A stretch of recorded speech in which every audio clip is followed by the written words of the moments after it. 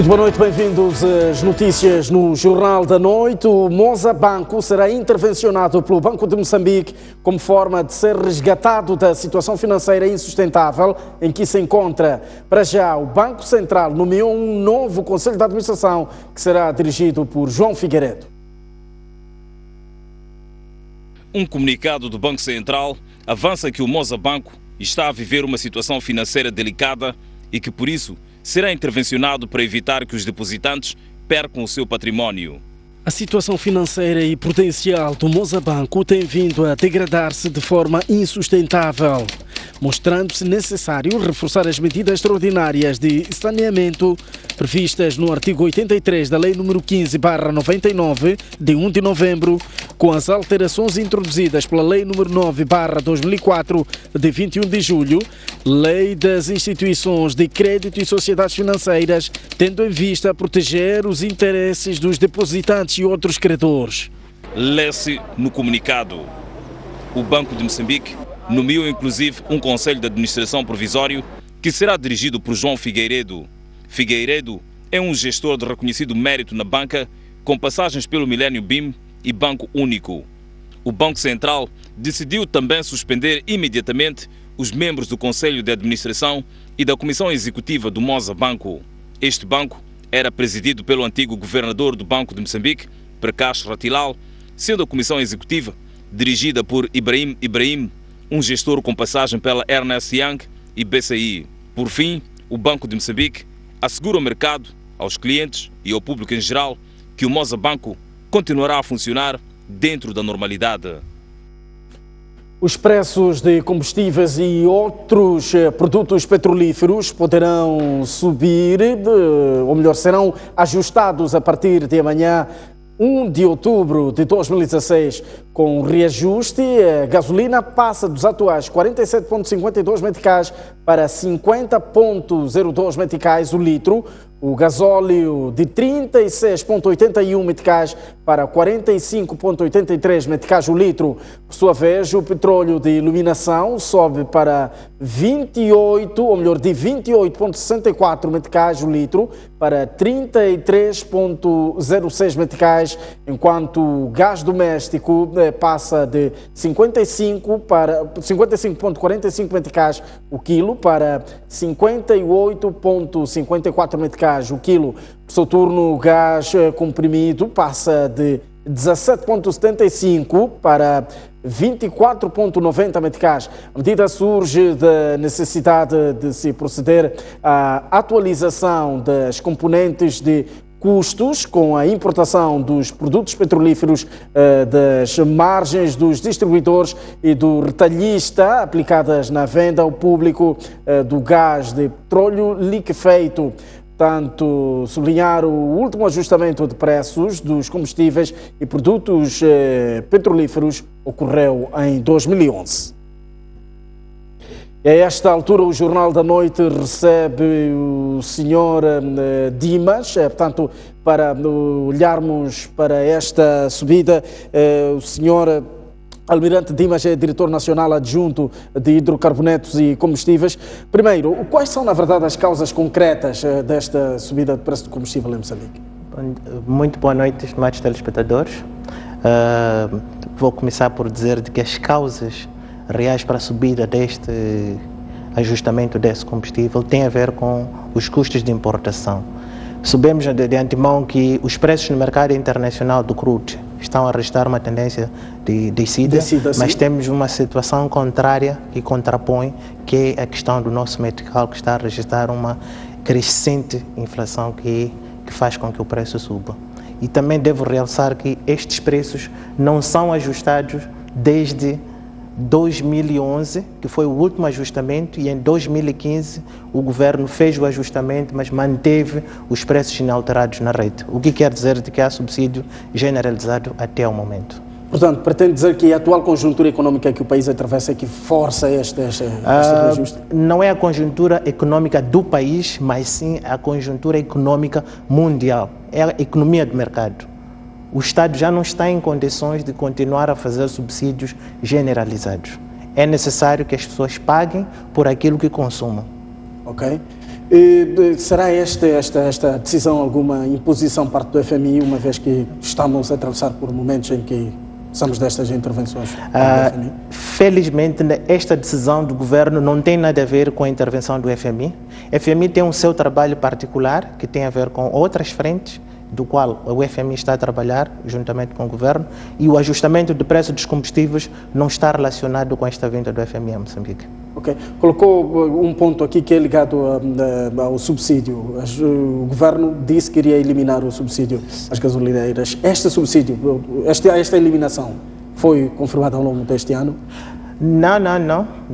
No princípio, o governo estava a registrar um ligeiro ganho, mas a tendência dos preços tiveram o comportamento que tiveram, e a realidade é que atualmente o governo está a registrar perdas para com as gasolineiras, o que quer dizer que o governo não tem condições de continuar a fazer o subsídio generalizado. E devo realçar que neste subsídio que o governo pretende eliminar, não vai eliminar de uma forma única, mas sim vai ser de forma gradual até que os preços funcionem de acordo com a economia de mercado. E como é que vai ser essa graduação do processo? Os ajustamentos estão a ser de modo parcial. Devo realçar que este ajustamento que o governo fez não é um ajustamento completo, mas sim é um ajustamento parcial, porque não há condições da população suster o ajustamento único. Então o Estado está a fazer um ajustamento parcial até atingir os níveis reais da economia de mercado. E devo ainda mencionar que, em relação aos chapas, que podem querer causar problemas, de querer subir os preços, o Estado está a subsidiar todo aquele transportador licenciado que paga o preço de 31 meticais e que a diferença é compensada. Então, para os chapeiros, não há motivos de dizer de que o Estado ajustou o preço de combustível e temos que aumentar os preços amanhã. Não há essas condições. Porque todo aquele que é licenciado tem esse subsídio que o Estado está a beneficiar. Este ajustamento, houve qualquer alinhamento junto das gasolineiras? Houve algum momento de interação com as gasolineiras, principalmente? Devo realçar que o Estado tem uma equipe, e que é um grupo técnico que faz parte as distribuidoras, que são vulgarmente conhecidas por gasolineiras. Sim. Tem também a parte multiministerial e temos também representantes do setor privado, isto é, as associações dos retalhistas. Então é uma equipe que trabalha mensalmente.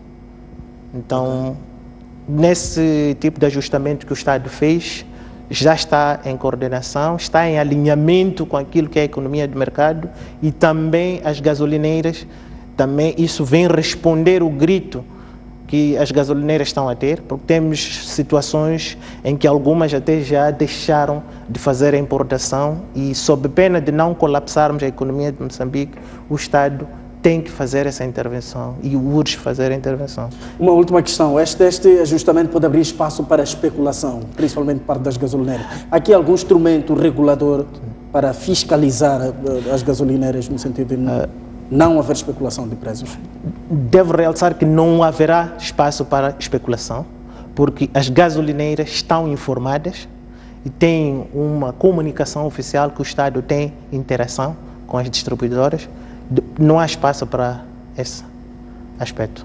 Tá. Muito obrigado. Estávamos aqui numa rápida conversa com o senhor Almirante Dimas, que é diretor nacional adjunto de hidrocarbonetos e combustíveis, mesmo a nos esclarecer em volta deste reajuste do preço do combustível que entra em vigor amanhã, dia 1 de outubro. Vamos olhar para outras notícias. O vice-ministro da Indústria e Comércio, Rajendra de Sousa, diz que Moçambique é capaz de pagar toda a dívida pública em apenas 2 anos, com a venda antecipada de gás natural. Em entrevista recente ao jornal português Público, o economista deixou claro que Moçambique entra nestas negociações com o FMI de igual para igual em relação à auditoria externa à dívida pública não declarada.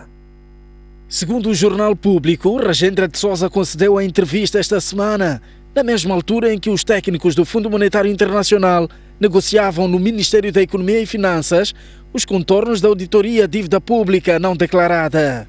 O vice-ministro da Indústria e Comércio começou por explicar que um dos erros que se cometeu antes da crise que o país atravessa foi propalar o crescimento econômico sem antes explicar ao cidadão comum qual era a fonte desse crescimento. Rajendra de Souza não tem dúvida que o investimento externo foi a fonte desse crescimento, mas faltou explicar ao cidadão que não teria um impacto rápido na qualidade de vida por acontecer num setor que dá pouco emprego, o setor extrativo. O economista revela que esta crise é estrutural e que a dívida pública é um agravante. O seu otimismo é fundamentado na tese de que o total da dívida pode ser pago com a venda antecipada de gás em 2 anos, porque a receita seria de longe superior à dívida atual. Quanto às recentes negociações com o Fundo Monetário Internacional sobre a auditoria externa à dívida pública não declarada, Rajendra de Souza foi contundente ao revelar que não precisa que o FMI lhe venha dar aulas, já que estudou na mesma escola, e que quando o FMI vier com excesso de tesoura, a discussão será de igual para igual e lá se irá notar quem está com mais garra política, mas no fim será alcançado o equilíbrio. De Souza também referiu que um dos problemas que o país enfrenta é o déficit de empresários que possam melhorar a produtividade, diversificar a economia e promover exportações. Terminou hoje a terceira fase do diálogo político entre o Governo e a Renamo, devendo as conversações retomar no dia 10 de outubro. A Comissão Mista deixa uma mensagem por ocasião do Dia da Paz e a delegação do Governo fica com a dívida de pensar na nomeação provisória de governadores da Renamo. Discutimos um pouco... Depois de mais uma sessão de diálogo, esta terça-feira, o coordenador dos mediadores anunciou o fim da terceira fase das conversações. Mário Rafael diz que a interrupção dos trabalhos vai permitir maior flexibilidade na próxima fase das conversações. Estamos no processo de preparação dos documentos para permitir uma discussão construtiva e mais rápida. Concordamos de iniciar a discussão ao início da próxima ronda e que as partes utilizarão o tempo entre a fim da terceira ronda e o início da quarta para a preparação dos documentos referidos. A equipa do diálogo aproveitou a ocasião para deixar uma mensagem por ocasião do Dia da Paz, que se assinala a 4 de outubro. É um dia muito importante para todos os moçambicanos, mas também para a África, para o mundo, que é o Dia da Paz. As partes querem sublinhar, e os mediadores também, que o empenho para atingir um acordo que vai criar as condições para uma paz duradoura, verdadeira e inclusiva é um empenho que as partes vão a reiterar e a fazer todo o possível para que isso possa ser concretizado o mais cedo possível. A delegação mandatada por Filipe Nunes nas conversações fica com um trabalho de casa, que é de pensar na proposta dos mediadores de se nomear provisoriamente governadores oriundos da Renamo. A Frelimo reúne-se este sábado, portanto amanhã, em Conferência Nacional de Quadros, para preparar os temas que serão levados a debate no dia, ou melhor, no 11º Congresso do Partido, marcado para setembro de 2017. Entre os pontos fortes do encontro estão a paz e a vida econômica e social do país. Foi pela voz do secretário-geral do partido, Eliseu Machava, que veio a garantia de que está tudo a postos para o principal encontro de preparação do 11º Congresso da Frelimo, marcado para setembro de 2017. O prato forte da 10ª Conferência Nacional de Quadros, que arranca este sábado na Matola, será a preparação dos temas que serão debatidos no Congresso. Podemos destacar a questão da unidade nacional, a questão da paz, a questão da economia, a vida social dos cidadãos. Podemos destacar a questão da governação, a descentralização, a ética governativa. Devemos dizer que, no fundo, o que vai nortear os debates tem a ver com a preocupação do nosso partido de servir melhor ao cidadão. E porque a paz faz parte dos pontos de agenda, Eliseu Machava também comentou sobre o estágio do diálogo político na comissão mista. Pode aparecer uma parte a trabalhar para que o processo tenha uma dinâmica que se pretende para um desfecho rápido. Se a outra parte não corresponder, vamos atrasar a mesma. Nós confiamos no grupo de trabalho que foi indicado pelo nosso governo e acreditamos que a RENAMO também estará a trabalhar com o interesse de beneficiar o povo moçambicano. O encontro vai contar com cerca de 3.000 participantes, entre delegados e convidados. Tubarões voltam a fazer vítimas em Inhambane. Desta vez foi um pescador que morreu depois que foi atacado por um tubarão na Baía de Inhambane. Testemunhas contam que o predador dilacerou a barriga e as pernas da vítima. Era por volta das 12 horas quando um pescador identificado por Júlio foi atacado por um tubarão na cidade de Machis. O pescador estava em mais um dia de faina quando foi surpreendido pelo predador que dilacerou a sua barriga e as pernas. O senhor José Moendane também é pescador e na altura estava a 5 metros de distância da vítima. Conta que do nada viu a água agitar-se e só depois percebeu que era o seu companheiro que lutava para sobreviver a um ataque de tubarão. Às tantas vejo ele a fazer um movimento estranho, pensando que alguma coisa ele sentiu aí. Tá. Às tantas vejo sangue a sangrar ali, todo o mar já estava vermelho. Tanto ele a lutar para poder sair, não foi possível não. Ganhei coragem, fui até aí, peguei a mão. Quando pego a mão, ele já tinha perdido as forças. Só que ainda a alma, né, continuava nele. Mas às tantas, acabou por acabar com a vida dele. O corpo da vítima foi depositado na morgue do Hospital Rural de Chicuque, na Machis. Os técnicos daquela unidade sanitária não falam, mas confirmam a entrada naquela morgue de um cadáver dilacerado na barriga e nas pernas. Ainda em estado de choque, José Moendane diz que será difícil voltar ao mar para pescar depois do que viu, mas que por falta de alternativa terá de o fazer. Essa pergunta é difícil, é dolorosa. Havemos de ir, só que para eu que vi, posso não ir já, mas alguns já que perceberam que aconteceu isso, onde ir? Mesmo amanhã, às vezes já onde estar lá. A vida talvez seja isso que não dê tempo, não é, de olhar o que aconteceu, deixar algum tempo. Mas penso que havemos de ir para lá. Ainda incrédulos com o sucedido, amigos e familiares que estavam em casa da vítima dizem ter ficado surpresos com a forma como o pescador morreu. Este ataque de um suposto tubarão acontece 3 semanas depois de um outro ter acontecido na cidade de Inhambane. Aliás, deste sequer conseguiram encontrar o corpo. Será que vamos ter de novo o cenário de 2015, em que pescadores foram amputados e alguns deles perderam vida nestas águas por causa de um tubarão? Quantas vidas mais terão que ser perdidas nessas águas para que alguma coisa se faça de modo a evitar este tipo de acidentes?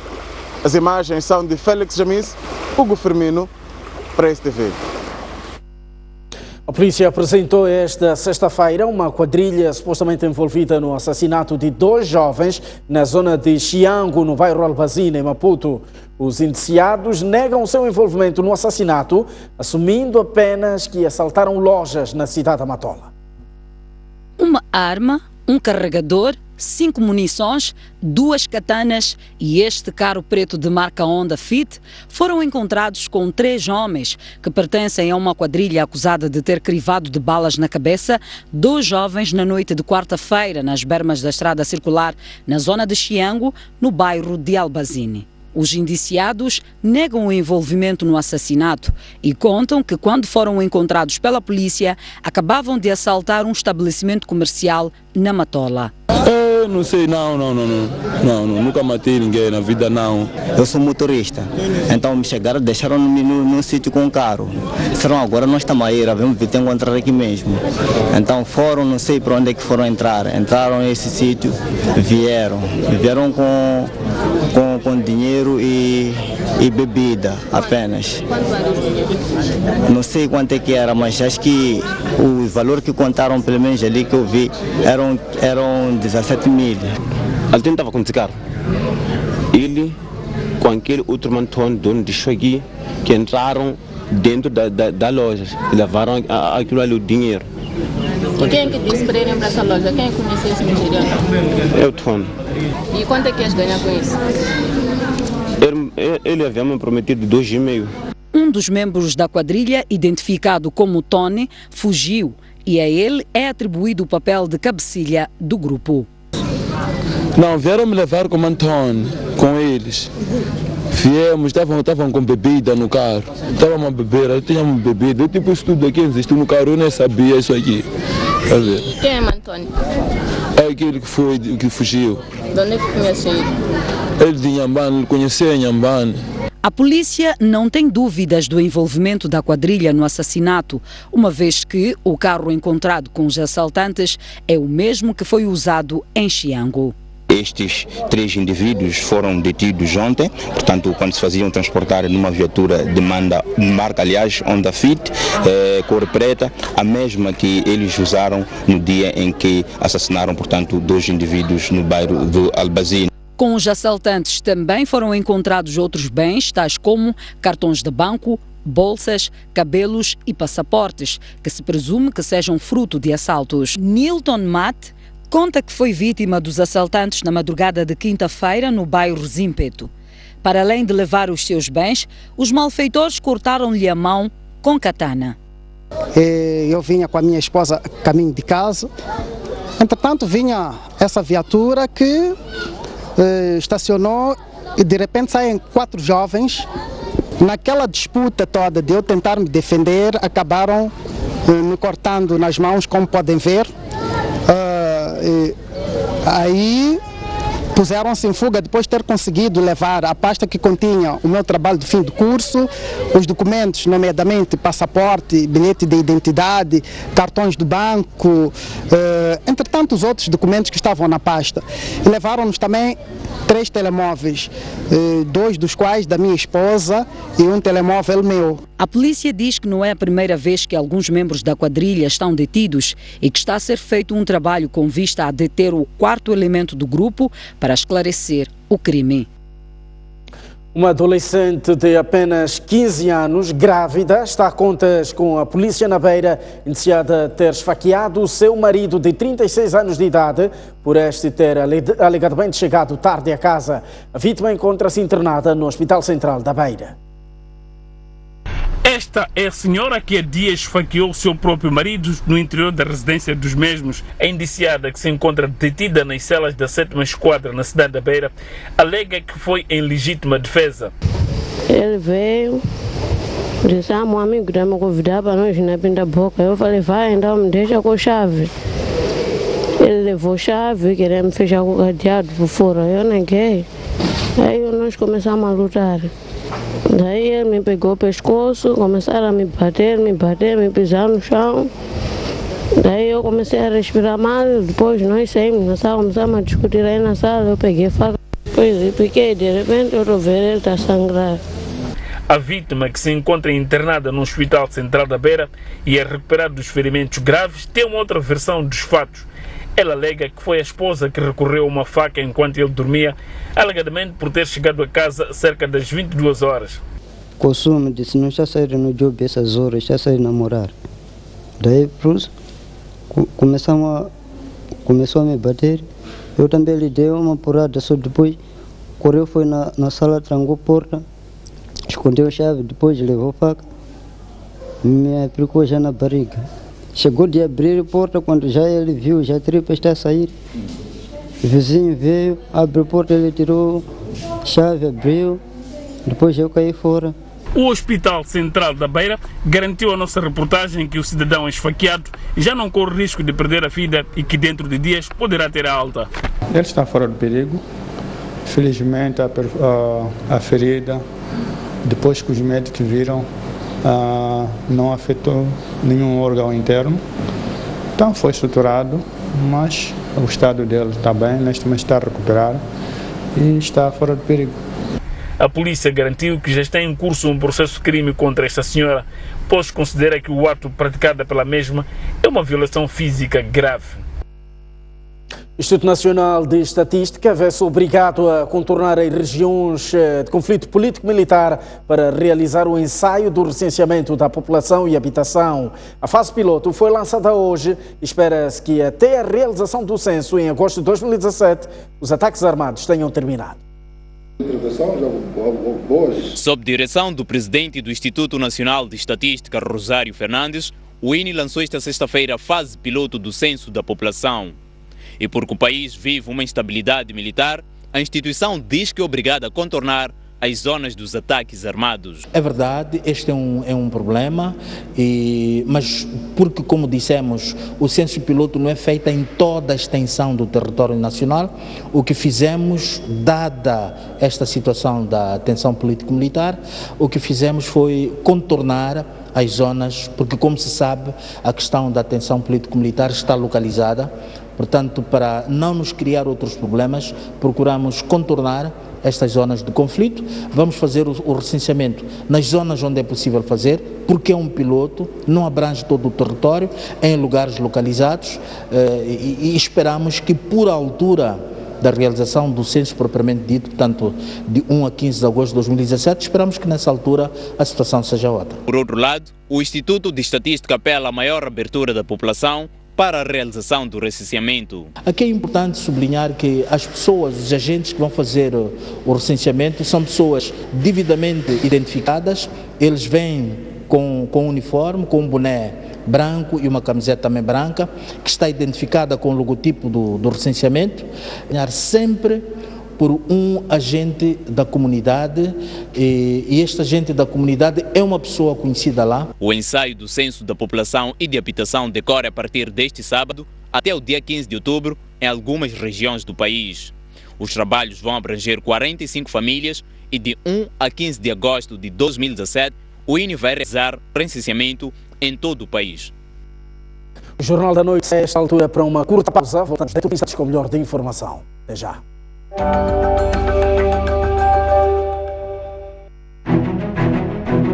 Mais um baú. Recordações, momentos épicos, momentos marcantes, grandes vitórias, campeões. Como é que o futebol começou na sua vida e o que é que foi o futebol? Eram todas equipas bem estruturadas com um futebol de se tirar o chapéu. A gente jogava aqui na Baixa, saía da Baixa.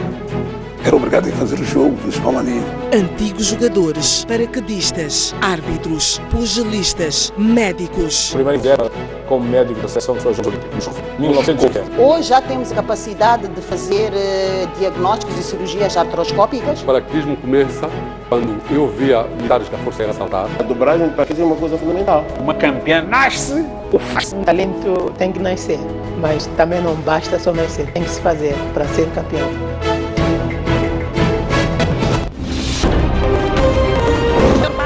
Novos tempos e novas esperanças.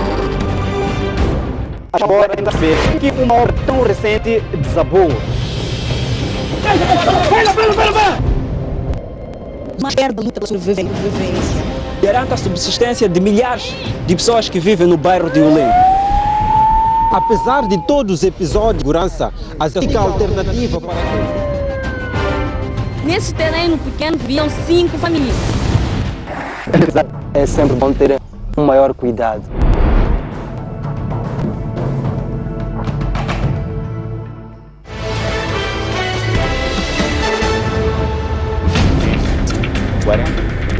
Comece a semana informado sobre os direitos de aquisição de serviços. Qual é a licença das autoridades? A resposta cena de violação dos direitos do consumidor? É uma realidade. Isto não é violência pública, a corrupção é treina. Mas a minha questão agora é, estou levado porque fiquei todo dia sem trabalhar, porque mesmo o operador tinha problemas técnicos. Tem que reclamar a própria burocracia. Não. Como agir perante flagrante quebra de direitos do consumidor? Nessas situações, qual é a garantia que é oferecer a lei? A própria lei estipula que quando o processo de adjudicação não lhe favorece, tendo os fundamentos, pode reclamar. Temos que usar de todos os meios, esgotarmos todos os meios que o Estado dispõe para que a gente tenha os nossos direitos satisfeitos. Agora, segundo 30 notícias.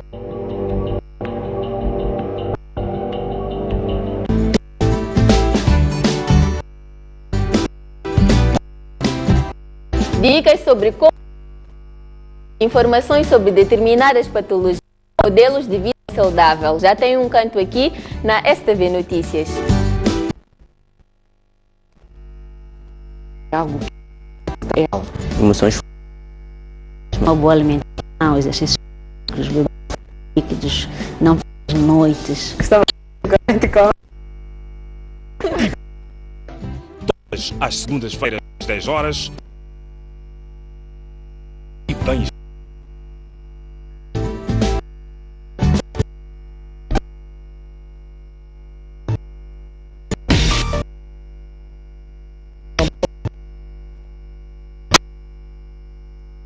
Quem quer realmente a guerra?